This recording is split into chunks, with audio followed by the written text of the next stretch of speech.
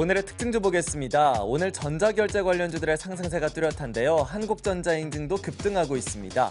정부의 핀테크 산업 육성 의지가 강하다라는 판단 속에서 관련 테마가 형성된 모습인데요. 핀테크 사업에 대한 기대감이 반영되면서 한국전자인증도 10%대 급등세를 보이고 있습니다.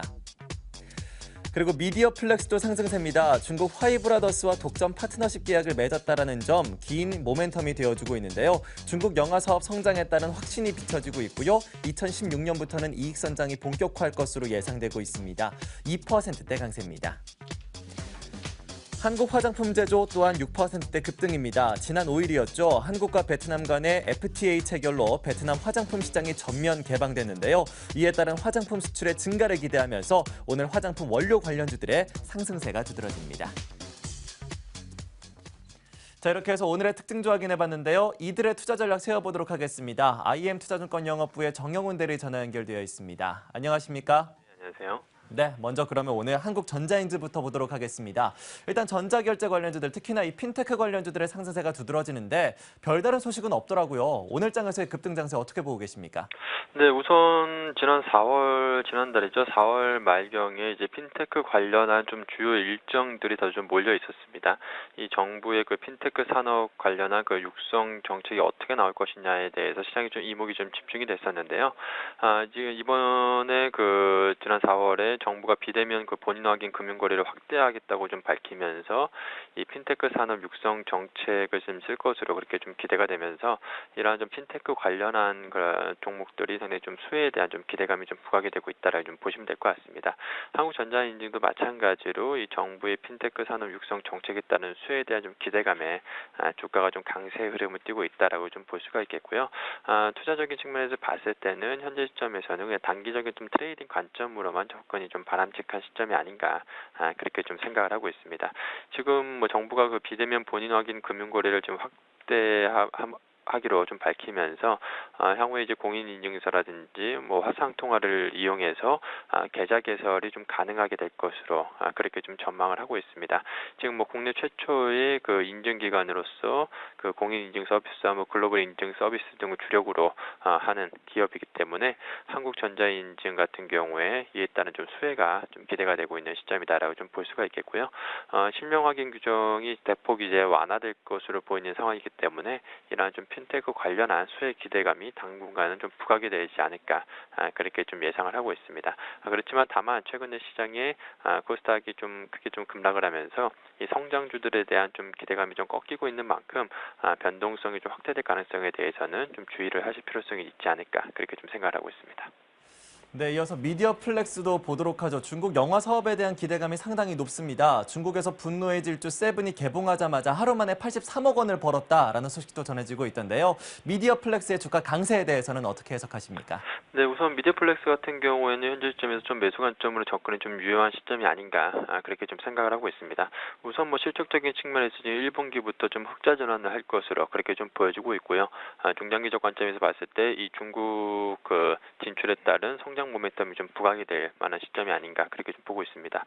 지난 1분기에 뭐 강남 1970이라든지 조선 명탐정 2가 뭐 기대에는 미치지 못했습니다만 어느 정도 흥행에 좀 성공을 하면서 순이익을 좀 기록을 했기 때문에 1분기 같은 경우에는 영업이익 약 한 30억 정도 수준의 좀 흑자 전환이 좀 예상이 되고 있다라고 좀 볼 수가 있겠습니다.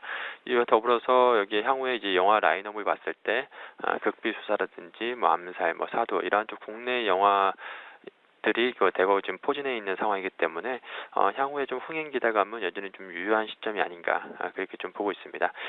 당분간은 1분기에 이어서 계속해서 좀 실적적인 측면에서 봤을 때 2014년보다는 계속해서 좀 나아지는 그런 좀 모습을 좀 보여줄 것으로 그렇게 좀 기대를 하고 있는 상황이고요.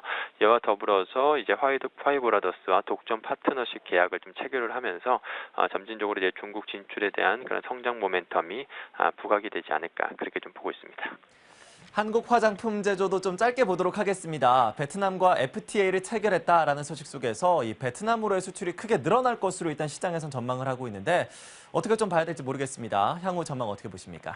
네, 개인적으로 저는 뭐 베트남 관련해서 되는 이슈는 뭐 크게 주가에 좀 영향을 좀 미칠 가능성은 향후에 좀 제한적이지 않나 그렇게 좀 보여지고 있고요.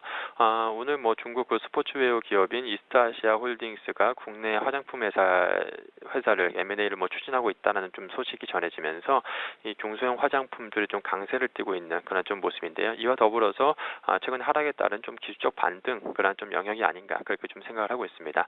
현재 시점에서 투자 의견은 뭐 보류다라고 좀 의견을 드리도록 하겠고요.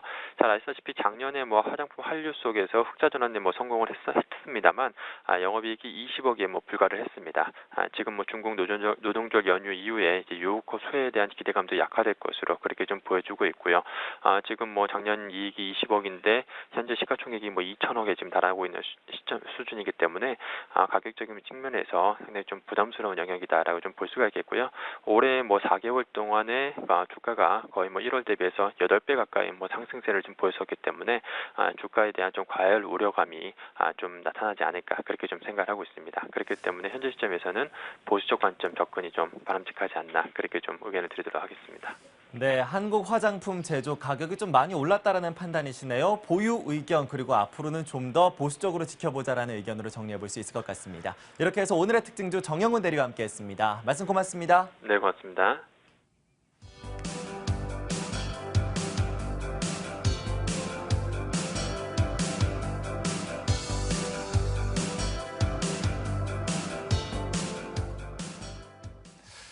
오늘이 절기상으로 여름의 시작을 알리는 입하입니다. 시간은 이렇듯 순리대로 잘 흘러가고 있는데 시장은 반대로 너무 역행하는 것 같아서 걱정인데요.